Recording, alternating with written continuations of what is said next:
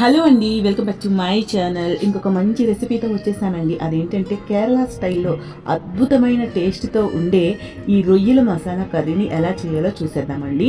ఇంకా లేట్ చేయకుండా వీడియోలోకి వెళ్ళిపోదాం. అయితే టేస్ట్ ఎంత బాగుంటుందో మీరు ఒకసారి ట్రై చేయండి.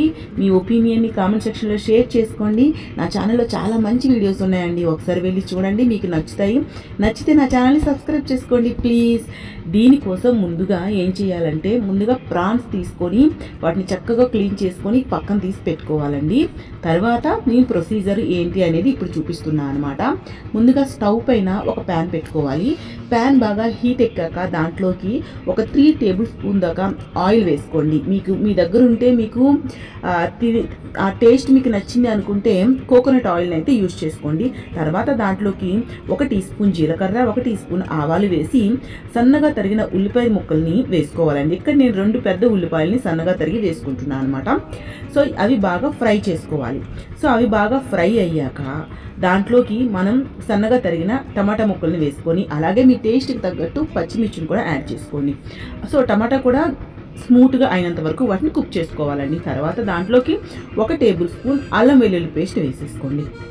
ఇలా అల్లం వెల్లుల్లి పేస్ట్ వేసుకున్నాక పచ్చి వాసన పోయినంత వరకు కూడా వాటిని కుక్ చేసుకోవాలి. అవి కుక్ అవుతున్నప్పుడే దాంట్లోకి 1 టీ స్పూన్ పసుపు, తర్వాత మీ టేస్ట్కి తగ్గట్టు కారం వేసేసుకోండి. అది ఎక్కువ తక్కువ ఇలా ఇంత వేయాలని నేను చెప్పట్లేదండి, మీ టేస్ట్కి తగ్గట్టు మీరు వేసేసుకోండి.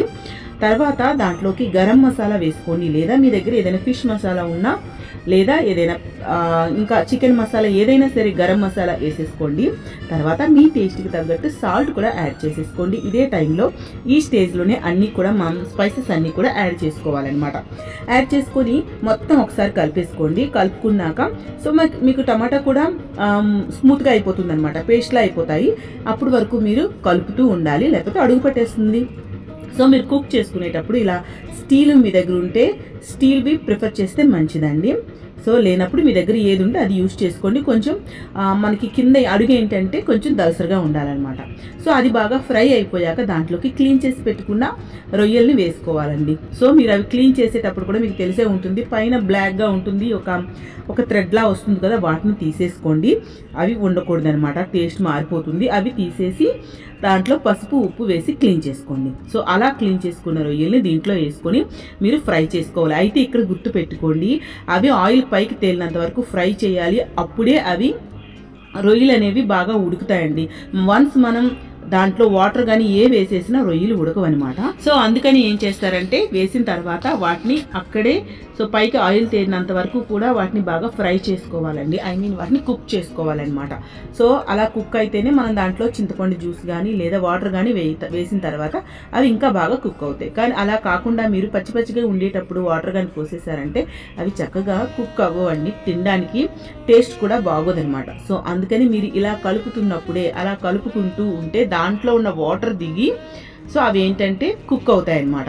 సో ఇలాంటప్పుడు మీరు ఫ్లేమ్ని మీడియంలో పెట్టుకొని కలుపుతూ ఉండాలండి. ఈ ట్రిక్ పాటించి చేస్తే కర్రీ అనేది టేస్ట్గా వస్తుందన్నమాట. సో వన్స్ అలా ఆయిల్ పైకి తేలాక అవి బాగా కుక్ అయ్యాక దాంట్లోకి మీరు కొంచెం చింతపండు రసం వేసుకోవాలండి. ఇక్కడ నేను 1/2 కేజీ రొయ్యల్ని తీసుకున్నా కాబట్టి ఒక చిన్న కప్పుడు చింతపండు రసం వేసుకున్నా. అలాగే ఏ కప్పుతో అయితే చింతపండు జ్యూస్ తీసుకున్నానో దాంట్లోకి 1/2 కప్పు కోకోనట్ మిల్క్ వేసుకున్నా అండి. సో ఇలా కోకోనట్ మిల్క్ కూడా వేసుకున్నాక చూసారు కదా, మొత్తం ఒకసారి కలుపుకొని అవి బాగా కుక్ అవనివ్వాలన్నమాట. సో ఇలా కుక్ అవుతున్నప్పుడు మీకు ఆ స్మెల్ అనేది, అరోమా అనేది చాలా బాగుంటుందండి. సో మీకు అక్కడే అది టేస్ట్ అనేది తెలిసిపోతుంది అనమాట. సో బాగా వచ్చిందా లేదా అనేది. సో అది బాగా అలా కుక్ అయితే చూసారు కదా, ఇలా మొత్తం కూర అయ్యేసరికి మీకు ఇలా అవుతుందన్నమాట. మీకు లేదు కొంచెం గ్రేవీలా కావాలి అనుకుంటే కొంచెం వాటర్ ఎక్కువ వేసుకొని, పాలు వేసాక చింతపండు జ్యూస్ వేసాక అది ఉడుకుతున్నప్పుడే కొంచెం వాటర్ వేసుకొని వాటరీగా కూడా మీరు జ్యూస్లా ఉంచుకోవచ్చు. లేదు ఇలా ఫ్రైలా ఇలా చేసేస్తే దీన్ని అన్నంలో కలుపుకుంటే భలే ఉంటుందండి. మీకు తినేటప్పుడు ఆ కోకోనట్ మిల్క్ ఫ్లేవర్ కానీ, మన చింతపండు వేసాం కదండి, ఆ ఫ్లేవర్ కానీ కొంచెం తీయగా పుల్లగా ఉంటుంది.